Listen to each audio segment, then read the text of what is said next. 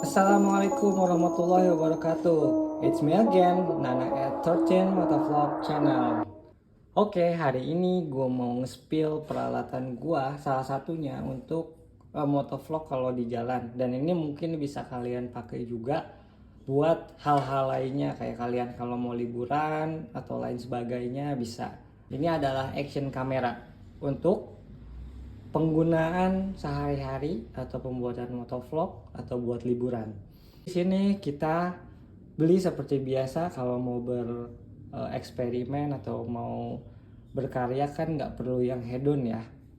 Yang penting di sini kita bisa memaksimalkan fungsinya. Oke, sekarang apa yang mau kita bahas? Nah, gue di sini udah punya unitnya. Di sini lebih ke arah review pemakaian ya, karena memang gue belinya udah lumayan lama. Oke, di sini kita punya Brica, yaitu B Pro 5 untuk yang Alpha Edition. Dan di sini untuk yang Mark 3S dan ini sudah Ace. Oke, apa sih yang gue sebutin itu? Kok bingung banget artinya kayak gitu? Enggak ribet bro. Nih gue jelasin sedikit-sedikit ya. Jadi pada saat awal beli gue dapat satu paket kayak gini. Nah kemudian pas dibuka di sini kita punya kayak standing displaynya. Ya namanya orang jualan produk ya bro ya. Nah kemudian di sini ada dudukannya dan di sini ada perlengkapan lenongnya tuh. Ya di sini banyak ya, ada bracket lah, di sini ada buat ngencengin moodnya dan lain sebagainya. Si B Pro 5 Alpha 3S untuk yang Mark 3S Ace ini apa aja didapetinya. Nah di sini kalian bisa lihat ada keterangannya ya. Di sini ada kurang lebihnya, ada waterproof case, kemudian remote control, kemudian ada tripod mounting, kemudian ada 3 unit of pivot arm, kemudian ada handlebar mount, micropod juga udah dapat, quick release mounting, skeleton casing, kemudian ada base mount, straps, open back casing, battery pastinya, kemudian ada kabel, kemudian ada chargernya juga kayak gitu. Nah di sini gue nggak mau bahas perlengkapannya dulu, gue mau nge-review pemakaian buat motovlog yang udah gue jalanin. Di sini gue nggak cuman punya satu unit ya. Di sini gue ada 2 unit dari si B Pro 5 Mark 3S ini. Jadi di sini gue biar POV-nya ada 2 jenis ya. Jadi bisa lewat depan, yaitu gue pasang di bagian visor, yang satu lagi ini di chest gue atau di dada gue. Kayak gitu. Ini barangnya. Oke. Apa sih keunggulan dari barang ini? Ini barang ekonomis pastinya ya. Kenapa? Dengan harga yang ekonomis, ini di sekitar harga ya 1,3 1,5 barunya, tapi second juga banyak. Di sini lo bisa dapetin beberapa fitur yang mungkin itu berguna banget ya buat dipakai buat motovlog atau buat liburan. Kalau lo anaknya traveling banget nih, tapi kan kalau ada yang motor banget tuh dia suka bikin motovlog sama anak-anak atau temennya. Oke, jadi yang pertama untuk spesifikasinya, di sini kita bisa lihat ini video resolusinya itu dia bisa 4K, 2,7K, kemudian FHD 1080 yang 30 fps sama 60 fps, kemudian bisa HD di 120 atau 240 fps. Nah, kemudian untuk dari kameranya sendiri ini resolusinya atau sensornya itu 12 megapiksel. Nah, selanjutnya untuk foto resolusinya itu dari 2 megapiksel hingga ke 24 megapiksel. Nah, di sini kalau untuk file formatnya dia MP4, bitrate-nya 30 ya kalau nggak salah Mbps, kalau gambarnya itu JPEG. Di sini bisa time lapse juga. Kemudian dia bisa nge-burst mode. Jadi burst mode itu lu sekali klik truk langsung banyak, lu ngambil 10 foto misalkan. Kemudian untuk lensnya di sini fix focus, dia tipenya f2. Nah, kemudian untuk baterainya ini cukup kurang ya kalau menurut saya, cukup ini tapinya belum memuaskan. Ini cuma 1000 mAh. Kemudian normalnya ini untuk pemakaiannya kalau misalkan lo lagi normal operation nih itu udah di 110 menit. Tapi kalau kayak live stream dan lain-lain sebagainya itu 70 menitan lah. Untuk storage-nya di sini dia nggak punya internal, jadi kalian pastiin harus punya micro SD buat dipasangin. Nah, kemudian untuk WiFi sudah ada 801 BGN, itu udah standarnya WiFi. Kemudian untuk remote controlnya di sini udah ada RF signal remote control. Mikrofon sudah bisa eksternal di sini.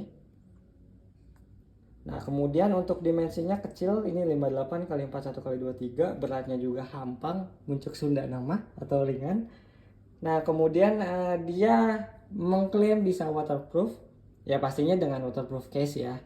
Itu sekitar 40 meter kedalaman. But gue nggak pernah nyobain dan belum pernah nyobain di dalam air sih kalau ini. Nah, kemudian untuk modenya ada video recording, ada foto, kemudian ada slow motion, terus udah gitu ada timernya, ada time lapse, bisa ngeloop recording, wifi live streaming, dan playback. Oke, itu hitam di atas putihnya atau spesifikasi dasarnya. Tapi kalau misalkan kita kan biasanya ngelihat barang tuh dari pemakaiannya ya. Oke, sekarang di sini yang biasa gue lakuin kalau sebelum ngevlog pastinya gue bakal nyediain dulu baterainya, pastiin dulu baterainya udah keisi atau belum. Nah, kalau buka baterai, kalian bisa ngelihat di sini, ini tinggal ditarik aja. Kemudian kalian bisa ngelihat baterainya. Jadi kalian kalau misalkan lagi touring atau kemana pergi, kalian bisa bawa baterai cadangan atau beli cadangan. Biasanya mereknya Tupperware ya, yang banyak. Kalian bisa ganti-ganti kayak gitu. Nah, kemudian di sini ada tombol apa aja dan ada port apa aja ya. Di sini pasti ada lensanya. Di sini ada display depannya, kemudian ada tombol power. Di sini ada tombol shutter atau di sini bisa WiFi juga multifungsi. Nah, kemudian di sini ada button yaitu up sama down, ini multifungsi juga, guys. Nah, kemudian di sini ada layar utama. Oke. Nah, kemudian kalau kalian ingin menyalakan, kalian tinggal tekan tombol power aja yang ada di atas seperti biasa.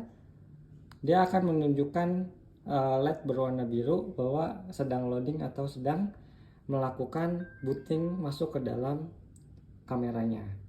Oke, di sini sudah bisa kita lihat. Di sini ada beberapa informasi ya. Di sini ada menit jika kalian melakukan pengambilan gambar. Kemudian ada indikator baterai, kemudian ada SD card, dan di sini ada banyak display lainnya, kayak gitu.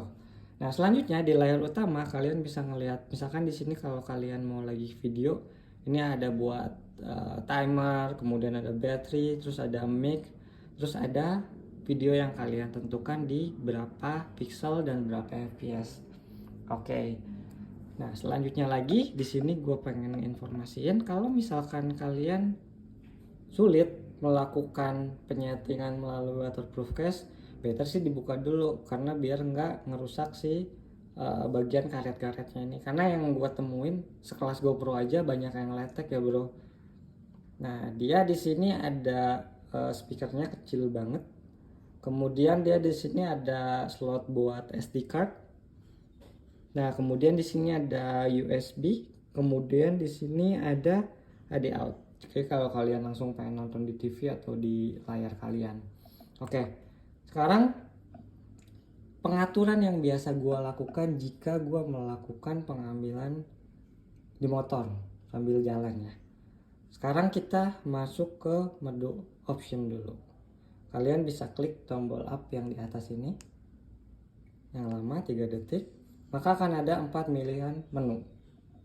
Nah, yang pertama kalau kalian mau lihat di sini, kalau kalian di pilihan yang pertama tadi, kalian bisa memilih kalian pengen pakai fitur yang mana sih untuk yang pengen kalian lakukan pengambilan gambarnya. Mode ya, gue bilangnya. Ya, ada video, ada slow motion, ada loop, lapse, and etc. Nah, kemudian kalau mau di back, kalian pencet aja ini. Kemudian kalian tekan lagi yang lama. Untuk kali ini gue milih modenya yang pengambilan video ya. Kemudian di sini kalian bisa ngelihat hasil pengambilan gambar yang sebelumnya sudah kalian coba ambil gambarnya. Ya kalau kata HP mah galerinya gitu, galerinya. Kemudian di sini di bawahnya lagi ada tombol seperti biasa gerigi, yaitu untuk setup. Nah, ini kita klik. Nah, di sini ada resolusi video, kemudian ada informasi ACE, kemudian ada white balance, pengaturan exposure, metering mode, ketajaman, kualitas video, ISO, stempel waktu, dan rekam audio. Oke, sekarang kalau gue biasanya melakukan pengambilan gambar, udah gue coba beberapa kali. Jadi kalau gue ngambil yang pakai 1080 pixel 60 fps, itu paling stabil dan paling enak dilihat kalau menurut gua. Nah, kalau dari yang 1080p misalkan 30 fps di sini, kalau bisa kalian lihat ya. Di sini kalau menurut gua masih agak kurang ya, karena dia nggak rapet gambarnya gitu, Bro. Masih ada sedikit kayak apa ya istilahnya, gue bilangnya ini sih. Gue bilangnya noise di gambarnya. Kemudian ada lagi di sini di atas lagi 120 fps, ini over. Nah, kemudian ada lagi yang 2,7 K 30 fps dan 4K 30 fps. FYI pasti kalian tahu kalau kalian pengen aktifin ACE atau Electronic Image Stabilization, itu kalian nggak bisa ngambil di 4K. Kalian minimal yang di 1080 pixel gitu. Mungkin kalau ini ya kalian kalau nggak di motor, kalau lagi jalan biasa atau lagi diem boleh pakai 4K, itu recommended. Nah, ini gue pakai yang 1080 pixel 60 fps. Nah, ini gue pilih seret. Nah, kemudian ACE-nya udah pasti gue hidupin. Karena apa? Kalau namanya di motor ya kan, pasti goyangnya parah dong. Entah itu kena polusi tidur atau dari jalan yang memang jelek ya di Indonesia. Mohon maaf Bapak Menteri dan Bapak yang lainnya, ini bukan sindiran, tapi memang keluhan dari masyarakat kayak gitu Pak. Nah, kayak gitu. Terus udah gitu untuk ACE-nya gue hidupin. Jadi apa yang belum tahu, ACE itu adalah Electronic Image Stabilization. Intinya namanya elektronik, dia melakukan peredaman getaran pada gambar yang kalian ambil itu melalui sistemnya dia. Beda sama OIS. Kalau OIS kan optical, dari kameranya sendiri yang bisa meredam gambar tersebut agar tidak goyang. Kayak gitu. Selanjutnya di sini ada koreksi distorsi.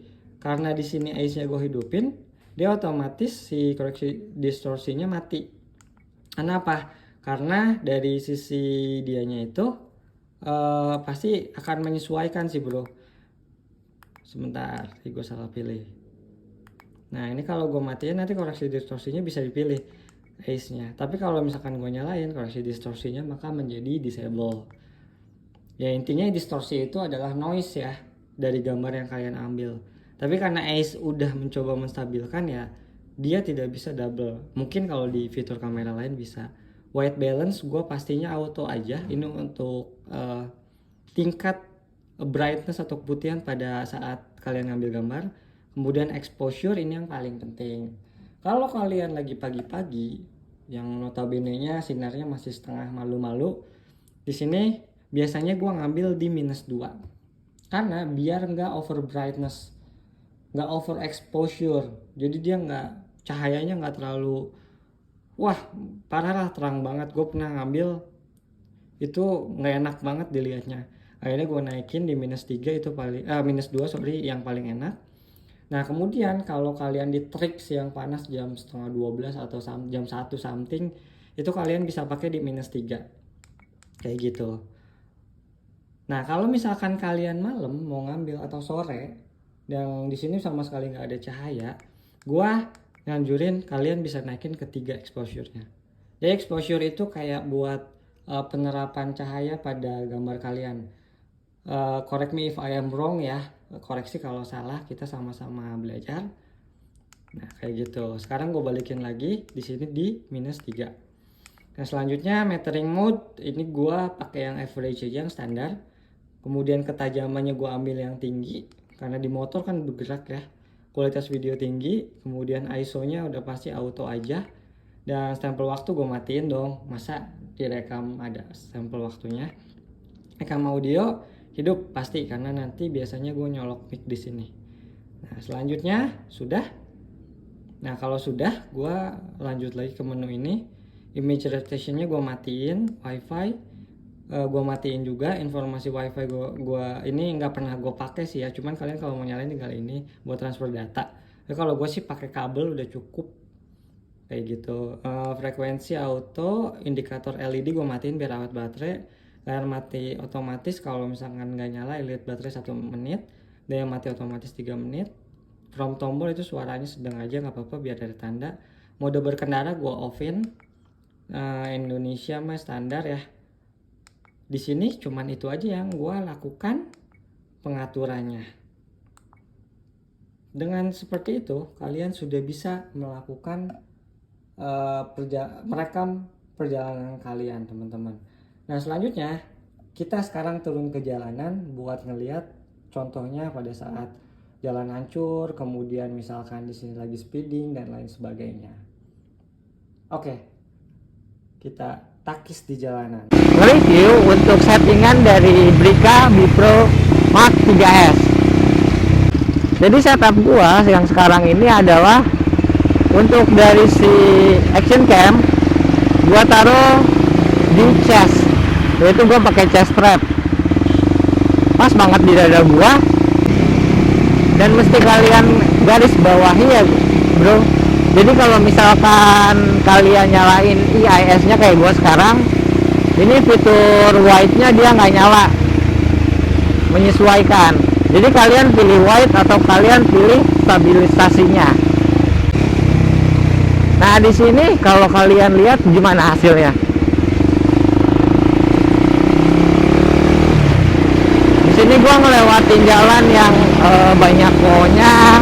Cahayanya oke banget, pas di depan muka gua nih cahayanya ada. Kalau dari video rekaman gua sebelumnya, dari sisi pengambilan gambar itu oke. Tapi kalau yang gua rasa di kamera ini noise-nya agak berlebih ya guys. Dan kalau low light jangan ditanya, itu emang kurang, dia nggak ahli di bidangnya kayak gitu. Jadi kalau kalian nyobain nyala ini beda ya di komputer sama di ponsel kalian. Kalau di komputer dia noise-nya kerasa banget, bro.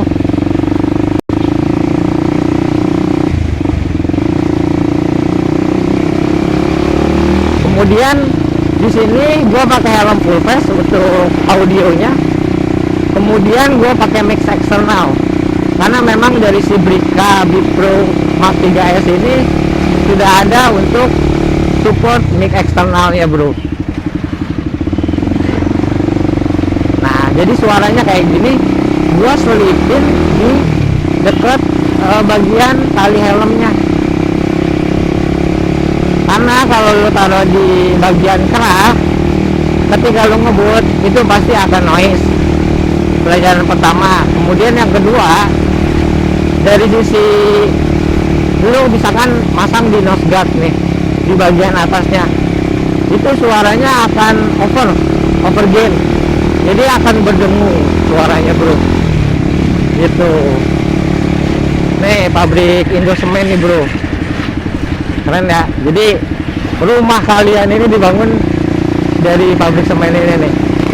Sorry, intermezzo.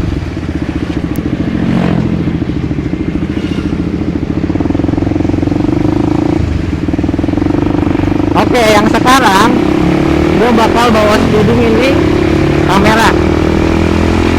Gimana sih jadinya dengan kondisi jalan yang dimana ini bukan aspal ya, tapi ini beton. Jadi dia akan ada media yang seperti apa ya bahasa Sunda nama, bergerinjul gitu, bergelombang, bahasa Indonesia apa? Akan agak sedikit bergelombang. Apakah dia stabil? Apakah dia cukup baik mengambil gambar? Oke, kita tes. Di sini jalannya lumayan kosong, makanya gue berani speeding. Kalian kalau mau riding itu safety ya, pastiin jalan kosong dan bukan di tempat dekat sekolah, karena itu hati-hati banyak anak-anak ngebut. Oke, gua di 48 sekarang kilometer per jam. Di sini gua tarik gas. Gua di 80. Kondisinya di 75.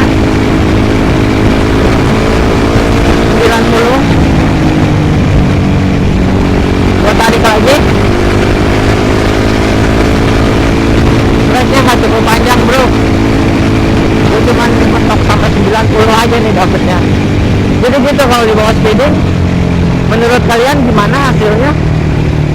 Kalau menurut gua si Brica Bipro Mark 3S ini untuk stabilisasinya dia sukses. Fine, oke, keren. Gambarnya cukup rapet. Video yang dihasilkan juga oke. Dan kemudian dari fitur pencahayaan kalau kita setupnya sesuai itu masih make sense ya, nggak terlalu yang lebay banget. Tapi yang pasti kalau memang gua sudah mengambil gambar itu gua akan melakukan post processingnya itu edit video, entah itu dari sisi color grading atau dari efek lainnya kayak gitu. Nah segitu dulu dari gua untuk review kamera Brica Bipro Mark 3S ini. Oke, jadi itu untuk hasil tesnya.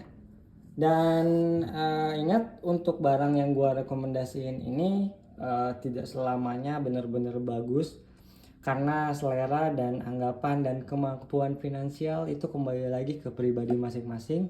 Kalian bisa pakai yang lebih mahal kayak GoPro, atau kalian bisa pakai yang lebih murah dari ini. Gua nggak mau nyebut merek. Intinya di sini dipakai sesuai kebutuhan dan kemampuan kalian, tidak perlu memaksakan, dan tetap safety di jalan. Semoga video ini membantu kalian bisa memilih dari action kamera yang akan kalian gunakan untuk motovlog atau untuk traveling atau untuk kebutuhan lainnya. Dan semoga apa yang gue jelasin tadi bisa dicerna oleh kalian. Dan gak apa-apa kalau ada koreksi, kalian tulis di kolom komentar. Dan jangan lupa di like, dan yang pastinya jangan lupa di subscribe biar makin banyak orang-orang yang bisa sharing bareng kita, dan gue pun tambah semangat bikin videonya. Oke, kalau gitu terima kasih semuanya. Assalamualaikum warahmatullahi wabarakatuh. Takis bro. Takis.